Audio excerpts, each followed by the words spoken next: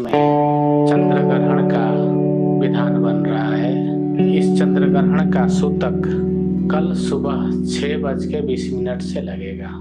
सूतक का मतलब होता है कि ग्रहण का प्रभाव शुरू होना। जैसे हम चावल पकाते हैं, पानी में डालते हैं, तुरंत नहीं पकता चावल पकने में समय लगता है। उसी प्रकार समय तो लगता है लेकिन पानी गर्म हो जाता है। इसी प्रकार से हमारे प्रकृति में ग्रहण का जो ऊर्जा है वो व्याप्त हो जाता है, लेकिन ग्रहण आने में समय 12 घंटा समय लगता है, लगभग 12 घंटा।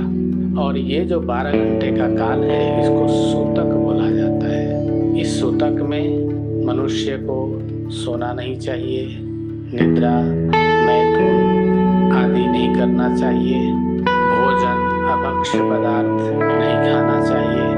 कोशिश करे कि मौन रहे, शांति से रहे और राम नाम गुरु मंत्र आदि का जप करे। ये सूतक का विधान है। सूतक से पहले ही आदमी को स्नान कर लेना चाहिए। जब सूतक समाप्त होता है तब ग्रहण का प्रारंभ होता है। जो प्रारंभ होता है उसको बोलते हैं स्पर्श। ग्रहण स्पर्श मतलब जो हमारे राहु केतु होते हैं वो चंद्रमा को स्पर्श करते हैं। जैसे ही स्पर्श करते हैं चंद्रमा के अंदर काला लाल धब्बा आना शुरू हो जाता है, इसको स्पर्श बोलते हैं। तो ये स्पर्श काल हमारे जो कल का चंद्र ग्रहण विधान है ये हमारे मथुरा नगरी में 3:20 में हो रहा है। भारत के भिन्न भिन्न राज्यों में अलग अलग समय, क्योंकि चंद्रमा चलते हैं कहीं और से और ढलते कहीं और हैं, तो इसलिए अलग अलग प्रांतों में अलग अलग थोड़ी 2, 4, 5, 10 मिनट का डिफरेंस है। तो हमारे मथुरा नगरी में ये 3:20 पे प्रारंभ होंगे। अब फिर होता है मध्य। मध्य का मतलब जब पूरा ढक जाना, जैसे प्रारंभ हो गया और कवर कर दिए चंद्रमा को, तो उसको बोलते हैं मध्य। वह मध्य बहुत महत्वपूर्ण है। इस मध्य के बाद होता है मोक्ष। फिर धीरे धीरे वो मोक्ष की तरफ मतलब चंद्रमा को छोड़ने लगते हैं, दूसरी तरफ राहु केतु जाने लगते हैं। तो इस प्रकार चंद्र ग्रहण का विधान है। स्पर्श काल है 3:20, मध्य काल है 5:20 और मोक्ष काल है 6:47। तो ये ग्रहण का पूरा आपको मैंने विधान बता दिया।